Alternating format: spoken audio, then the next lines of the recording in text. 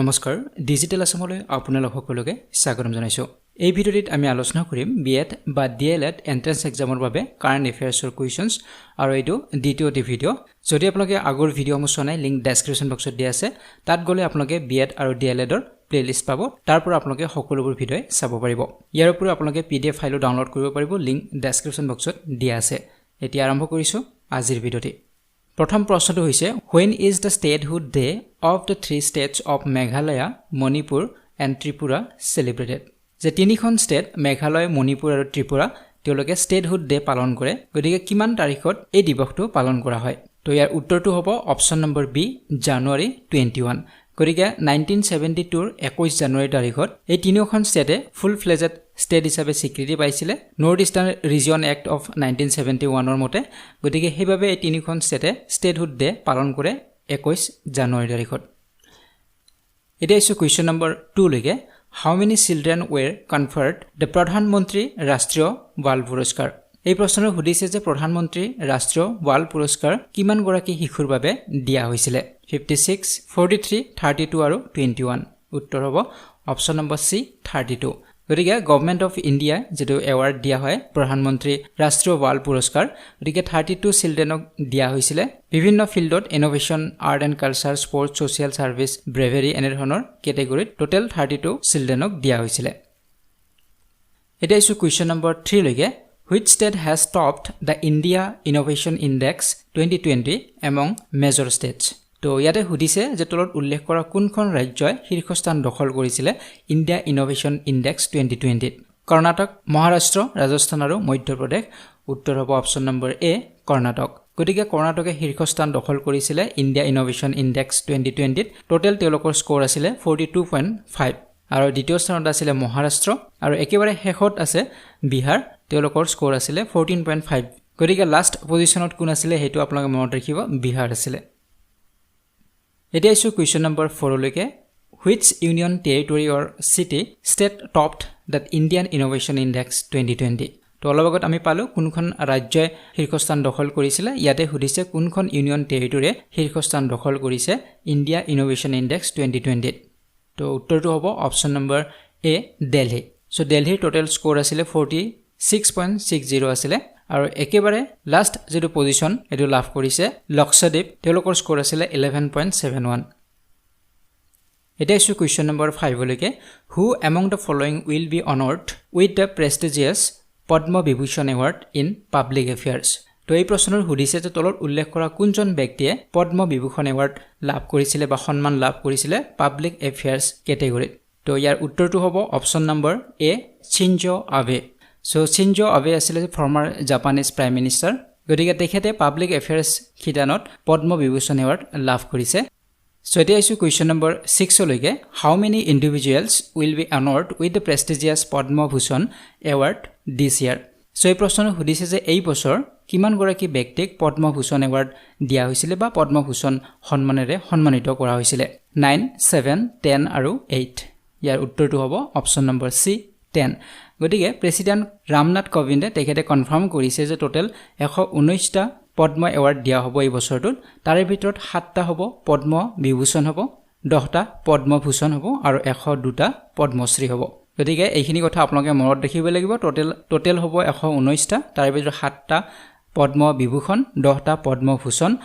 আৰু 102টা হ'ব পদ্মশ্ৰী গতিকে প্ৰশ্নত আমাক পদ্ম ভূষণৰ কথা সুধিছে গতিকে হ'ব অপচন নম্বৰ সি এটা ইছু কোৱেশ্চন নম্বৰ 7 লৈকে which telecom company has become the first one in India to demonstrate the operation of the 5G network যেতে সুধিছে তলত উল্লেখ কৰা কোনটো টেলিকম কোম্পানীয়ে 5G নেটৱৰ্ক অপাৰেচনৰ যেটো ডেমনষ্ট্ৰেচন এটো প্ৰথমবাৰৰ বাবে দিবলৈ সক্ষম হৈছে তো ইয়াৰ উত্তৰটো হ'ব option number B Airtel so Bharti Airtel তেওঁলোকে এনাউন্স কৰিছিল 28 জানুৱাৰী তাৰিখত যে তেওঁলোকে ফাৰ্স্ট টেলিকম অপাৰেটৰ যে সাকসেসফুলি ডেমনষ্ট্ৰেট কৰিব পাৰিছে 5G বা 5th জেনাৰেশন নেটৱৰ্কৰ বিষয় এটা ইছু কোৱেশ্চন নম্বৰ 8 লৈকে which nation will host the 2022 Women's Asian Cup যে তলত উল্লেখ কৰা কোনখন নেশনে 2022 বৰ্ষৰ Women's Asian Cup হোষ্ট কৰিব মালয়েছিয়া সাউথ আফ্ৰিকা শ্ৰীলংকা আৰু ইণ্ডিয়া উত্তৰ হ'ব option number D India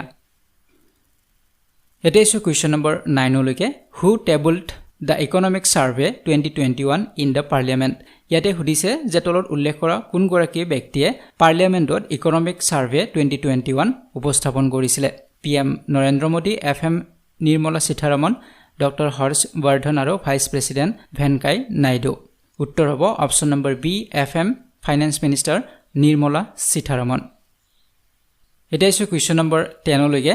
As per Economic Survey 2021, what is India's real growth rate for financial year 21? So, যেটো Economic Survey কথা আমি অলপ আগতে পালো সেই Economic Survey ইণ্ডিয়াৰ যেটো real growth rate 2021 বৰ্ষৰ ফাইনান্সিয়েল ইয়াৰৰ বাবে কিমান ৰখা হৈছিলে তো ইয়াৰ উত্তৰটো হ'ব অপচন নম্বৰ A -7.7%. তো এটো আপোনালোকে মনত ৰাখিব -7.7% ইণ্ডিয়াৰ real growth rate হ'ব ফাইনান্সিয়েল ইয়াৰ 2021 ৰ বাবে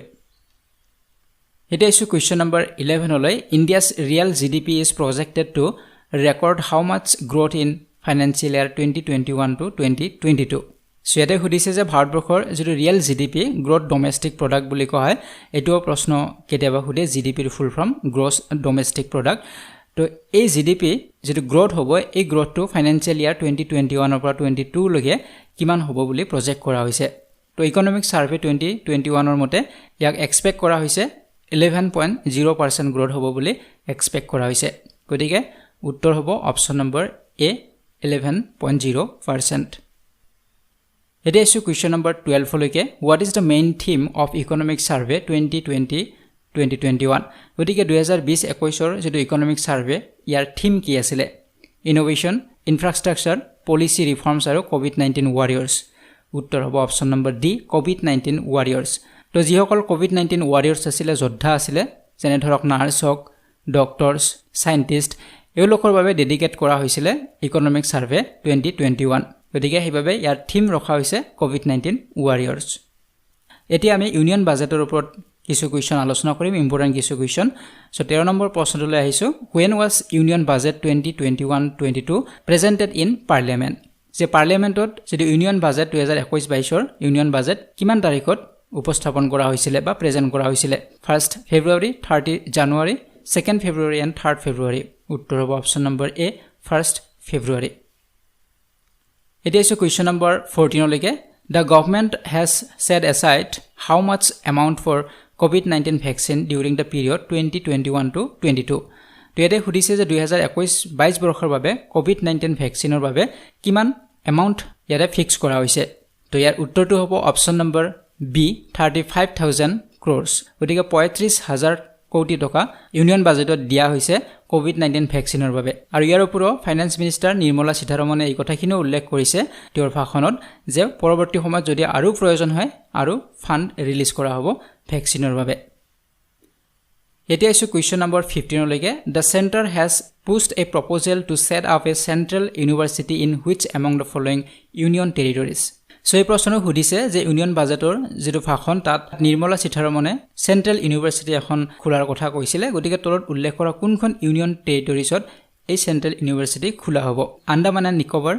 লাডাখ জম্মু এণ্ড কাশ্মীৰ আৰু পডিচেৰী উত্তৰ হ'ব অপচন নম্বৰ B লাডাখ এটা আছে কোৱেশ্চন নম্বৰ 16 লৈকে The One Nation One Ration Card scheme has been implemented by how many states or union territories এই প্ৰশ্নত কৈছে one nation one ration card স্কিমৰ কথা নিশ্চয় আপোনালোকে এই স্কিমটোৰ কথা জানে যে এখন ৰাষ্ট্ৰত এখনে ৰেশন কাৰ্ড থাকিব আগত প্ৰতিখন ষ্টেটৰ বেলেগ বেলেগ ৰেশন কাৰ্ড আছিল গতিকে এতিয়া গোটেই ভাৰতবৰ্ষৰ বাবে এখনে ৰেশন কাৰ্ড থাকিব অসমৰ ব্যক্তিজনে দিল্লী বা মুম্বাইত গলেও তাত তেওঁলোকে ৰেশন পাব আমি ফেয়াৰ প্ৰাইস শপ বা সুলভ মূল্যৰ দোকান বুলি কওঁ অসমীয়াত তো সেই দোকানৰ পৰা আমি এই ৰেশন বিলাক পাওঁ গতিকে আমি এতিয়া যিকোনো ষ্টেটৰ পৰাই ৰেশন লব পাৰিম যদি আমাৰ এই ওয়ান নেশন ওয়ান ৰেশন কাৰ্ডখন থাকে গতিকে এই স্কিমটোৰ কথা ইয়াতে সুধিছে যে তলত উল্লেখ কৰা কিমানখন ষ্টেট বা ইউনিয়ন টেৰিটৰিছে এই স্কিমটো ইমপ্লিমেন্ট কৰিছে কাৰ্যকৰী কৰিছে তো ইয়াৰ উত্তৰটো হ'ব অপচন নম্বৰ A 32 গতিকে অলৰেডি 32 ষ্টেট বা ইউনিয়ন টেৰিটৰিছে ইমপ্লিমেন্ট কৰিছে one nation one ration card scheme আৰু বাকি কিখনো অতি সোনকালে ইমপ্লিমেন্ট কৰিব It is question number 17 লৈকে how much amount has been proposed for the welfare of tea workers in Assam and West Bengal তো ইয়াতে সুধিছে আসাম আৰু ওয়েস্ট বেংগলৰ টি ওয়াৰ্কাৰ্স বিলাকৰ বাবে চাহ বাগানত কাম কৰা লোকসকলৰ কল্যাণৰ বাবে কিমান এমাউণ্ট দিয়া হৈছে তো ইয়াৰ উত্তৰটো হ'ব অপচন নম্বৰ সি 1000 crore 1000 কোটি টকা এলট কৰা হৈছে অসম আৰু বেংগলৰ চাহ বাগান কৰ্মীসকলৰ কল্যাণৰ বাবে